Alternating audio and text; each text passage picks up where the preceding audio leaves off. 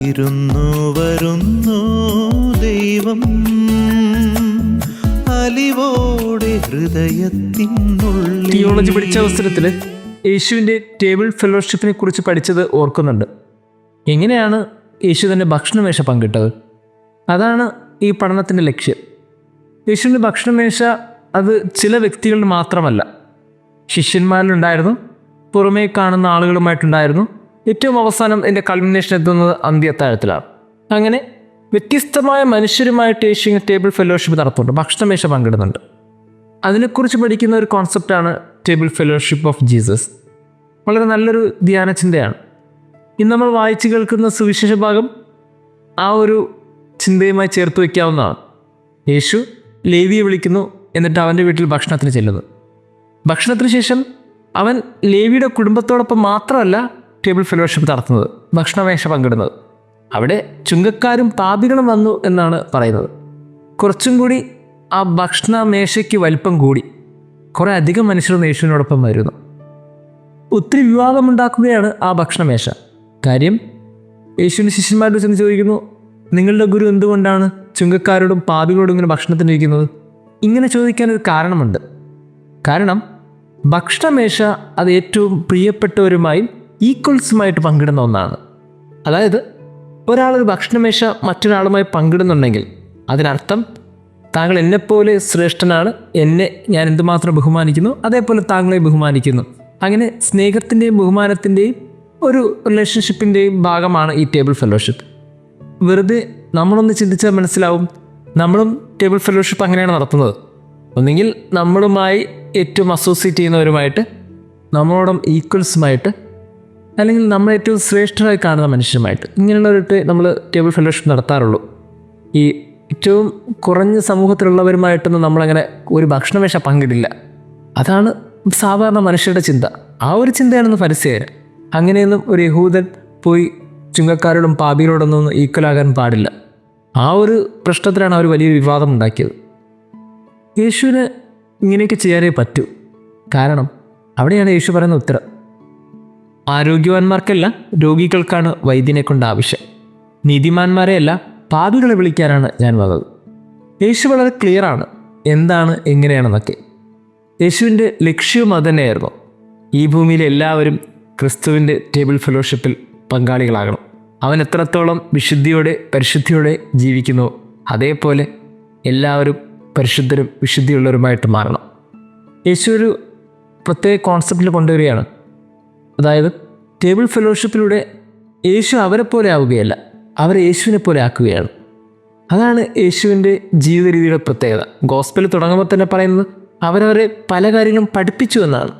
പഠനങ്ങളിലൂടെ, പ്രാർത്ഥനയിലൂടെ, അത്ഭുതങ്ങളിലൂടെ, ഉപമകളിലൂടെയൊക്കെ അവരെ അവനെപ്പോലെ ആക്കാൻ ശ്രമിക്കുകയാണ്. അങ്ങനെ അവരെപ്പോലെയാക്കി ക്രിസ്തു അവരെ മഹത്വമുള്ളവനാക്കി തീർക്കുന്നു. ഇതാണ് ക്രിസ്തുവിൻ്റെ പ്രത്യേകത. പ്രിയമുള്ളവരെ, എനിക്ക് തോന്നുന്നു നമ്മളും ഇനി ഒരു ടേബിൾ ഫെലോഷിപ്പൊക്കെ നടത്തണം. ആരുമായിട്ട്? ക്രിസ്തുവുമായിട്ട്. കാരണം നമ്മളൊക്കെ ഈക്വൽസുമായിട്ട് നടത്തിക്കൊണ്ടിരിക്കുകയാണ്. ക്രിസ്തു ഇന്നൊരു ടേബിൾ ഫെലോഷിപ്പ് നടത്തുന്നുണ്ടെങ്കിൽ തീർച്ചയായിട്ടും ആ പാപികളുടെയും ചുങ്കക്കാരുടെയും ഇടയിൽ ഞാനും പെടും. കാരണം എനിക്കും അവനെപ്പോലെ ആകണം, ശ്രേഷ്ഠനായിത്തീരണം, മഹത്വമുള്ളവനായിത്തീരണം. അവനെപ്പോലെ ആയിത്തീരാൻ അവൻ്റെ ടേബിൾ ഫെലോഷിപ്പിൽ നമ്മളും പങ്കാളികളാകണം. അതുകൊണ്ട് ഇനിയൊരു ഭക്ഷണമേശയിൽ അവനും കൂടെ ഒരിടം ഉണ്ടാകട്ടെ. കാര്യം അവൻ പാപികളോടും ചുങ്കക്കാരോടൊപ്പം ഭക്ഷണമേശ പങ്കിട്ടു എന്നാണ് പറയുന്നത്. തീർച്ചയായിട്ടും നമ്മളും പാപികളാണ്. ആ പാപപ്പെട്ട ജീവിത സാഹചര്യത്തിൽ നിന്ന് അവനെപ്പോലെ പരിശുദ്ധിയുള്ളൊരു ജീവിത സാഹചര്യത്തിലേക്ക് എത്താൻ നമ്മുടെ ഭക്ഷണമേശയിൽ അവനും ഉണ്ടാകണം. നമ്മളുടെ സഹചാരിയായി അവനും ഇനി കൂടെ ഉണ്ടാകണം. ദൈവം നമ്മെ അനുഗ്രഹിക്കട്ടെ. വിരുന്നു വരുന്നു ദൈവം അലിവോടെ ഹൃദയത്തിനുള്ളിൽ, തിരുവോസ്തിയായി നിലയ്ക്കാത്ത സ്നേഹമായി. വിരുന്നു വരുന്നു ദൈവം അലിവോടെ ഹൃദയത്തിനുള്ളിൽ, തിരുവോസ്തിയായി നിലയ്ക്കാത്ത സ്നേഹമായി. വിരുന്നു വരുന്നു ദൈവം.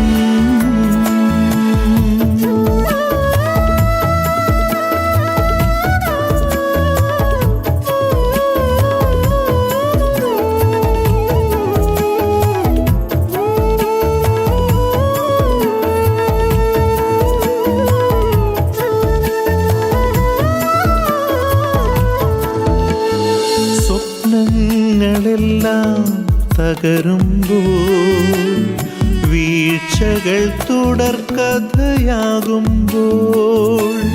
സ്വപ്നങ്ങളെല്ലാം തകരുമ്പോൾ, വീഴ്ചകൾ തുടർക്കഥയാകുമ്പോൾ,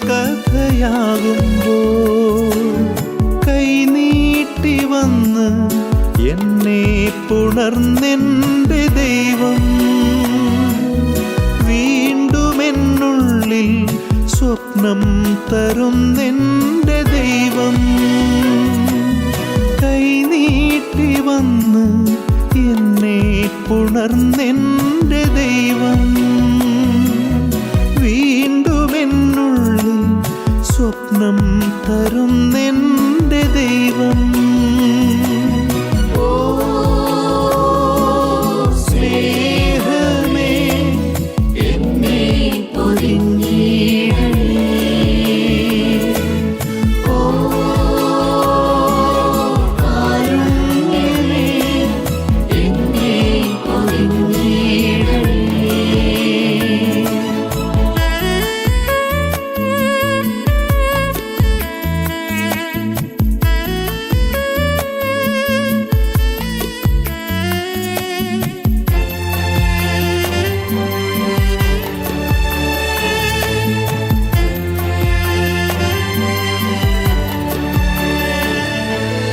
ആഴിയിൽ വീണു ഞാൻ ഉഴലുമ്പോൾ, തിരമാല എന്നെ വിഴുങ്ങുമ്പോൾ, ആഴിയിൽ വീണു ഞാൻ ഉഴലുമ്പോൾ, തിരമാല എന്നെ വിഴുങ്ങുമ്പോൾ, കൈനീട്ടി വന്ന് എന്നെ പുണർന്നെൻ്റെ ദൈവം, ഭയമേതുമേ വേണ്ട എന്നിന്നും ചൊല്ലുന്നു ദൈവം, കൈനീട്ടി വന്ന് എന്നെ പുണർന്നെൻ്റെ ദൈവം, ഭയമേതുമേ വേണ്ട എന്നിന്നും ചൊല്ലുന്നു ദൈവം.